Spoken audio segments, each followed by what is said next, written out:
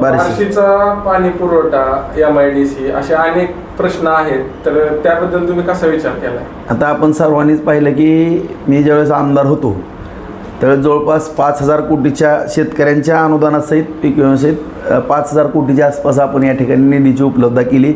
त्यामध्ये 50,000 एकर जमीन ओलिताखाली येते. 296 कोटी रुपये आपल्याला पाणी पुरवठा योजनेला मिळाले. सगळे रस्ते चकाचक झाले. अंतर्गत आणि शहराला जोडणारे सगळे रस्ते, साठवण तलाव झाले. ठीक आहे, नक्की आहे. मला माहीत आहे की शहरामध्ये थोडी टंचाई सध्या जाणवते, कारण पूर्ण चांदणी धरण कोरडं पडलेलं आहे, त्याच्यामध्ये कुठलंही पाणी नाही. तिथून आपल्याला 90 लाख लिटर पाणी मिळत होतं.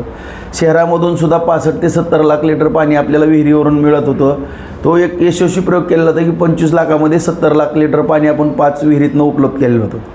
आता उजनीवरून सुद्धा आपल्याला 1.5 कोटी ते 1.80 लाख पूर्वी पाणी उपलब्ध, परंतु ती पाईपलाईन जीर्ण झाल्यामुळं त्या ठिकाणावरून सुद्धा 90 लाख लिटरच पाणी येते आणि आता विहिरीवरनं 10 लाख, असं 1 कोटी लिटरच पाणी येतं. आणि आपली 2.5 कोटी लिटरची तहान आहे शहराची जरी 2011च्या जनगणनेनुसार 1,04,786 जरी लोकसंख्या असेल, तरी आत्ताची जवळपास 1.5 लाखाच्या आसपास आपली लोकसंख्या आहे. जी तरंगती लोकसंख्या आहे की आसपासची सगळी आपले मराठवाड्याचा आपला सगळा दैनंदिन व्यवहार चालतो आणि आसपासच्या तालुक्यातली जी शिक्षणाच्या किंवा वैद्यकीय सेवेसाठी आणि व्यापारासाठी जे या ठिकाणी रहिवास झालेला आहे तो 50,000 असतात. 2 लाख वस्तीचं शहर झालेलं आहे. त्यामुळं पाण्याची आपल्याला नितांत गरज आहे.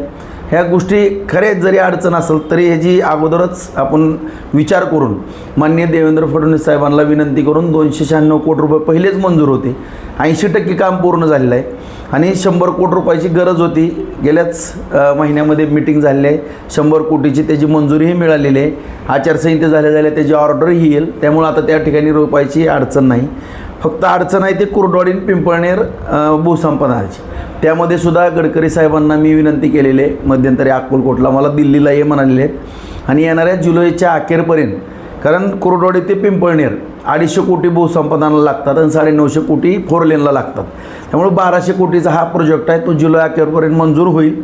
कारण आत्ता जर आपण पाईपलाईन कुर्डवाडी ते पिंपळनेर केली तर फार मोठा धोका होईल. उद्या जर मेंटेनन्सची वगैरे काही परिस्थिती आली तर त्या ठिकाणी आपल्याला नॅशनल हायवे परमिशन देणार नाही आणि त्याला नगरपालिकेला वेळोवेळी पैसे भरावे लागतील. हे थोडं चुकीचं होईल. त्याकरता थोडं आपण थांबलो आहे आणि भूसंपादन झाल्या क्षणी, कारण शेतकऱ्याला पैसे दिल्याशिवाय तर आपण त्याच्या शेतकरी राजाच्या जमिनीमध्ये पाऊल ठेवणं चुकीचं ठरणार आहे.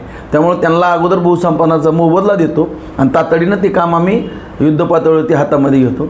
त्याचबरोबर आपल्या तिन्ही MIDC बोलल्याप्रमाणे आदरणीय फडणवीस साहेबांच्या मार्गदर्शनाखाली शिंदेसाहेब आहेत, सुनेत्रताई आहेत, सामंतसाहेब तर माझे एक मित्रत्वाचे संबंध आहेत, आपल्या सगळ्यालाच माहीत आहे. तिन्ही MIDC येणाऱ्या डिसेंबरच्या आत सगळ्या मंजूर करून त्या ठिकाणी घेतो आणि आपल्या तरुणांना या ठिकाणी कसा रोजगार उपलब्ध होईल ते या ठिकाणी करतो आहे. दुसरा मुद्दा, आता 50,000 एकर आपली जमीन ओलिताखाली येते आणि नव्यानं तिसरा टप्पा जो आपला आहे तो 50,000 एकरचा आहे. तो काय एक महत्त्वाकांक्षी प्रकल्प आहे, त्याला आपण टार्गेट करणार आहोत. कारण 50 साठवण तलाव आणि ढाळे पिंपळगावमध्ये पाणी सोडणं हे माझं एक मनाशी बाळगलेलं स्वप्न आहे. त्यामुळं शेती बागायतचं प्रमाण मोठ्या प्रमाणावर होईल आणि पाण्याचा प्रश्न सुटेल आणि रोजगाराचा ह्यावरती आणि बाकीची तर कामं मी सातत्यानं करतो आहे. त्या कामाला तर तोडच नसती. त्यामुळं बार्शी तालुक्याबरोबरच आता जिल्ह्याची जबाबदारी माझ्यावरती पडते ह्याची मला जाणीव आहे. माननीय पालकमंत्री महोदयाच्या मार्गदर्शनाखाली सातत्यानं त्यांचा मदतगार म्हणून मी त्यांच्याबरोबर राहून आदरणीय फडणवीस साहेब, शिंदेसाहेब, सुनेत्रताई या वरिष्ठ नेते मंडळीकडनं अत्यंत चांगल्या पद्धतीचं नियोजन करून सातत्यानं पाठपुरावा करून या जिल्ह्याच्या विकासामध्ये मोठ्या प्रमाणामध्ये या ठिकाणी काम करू.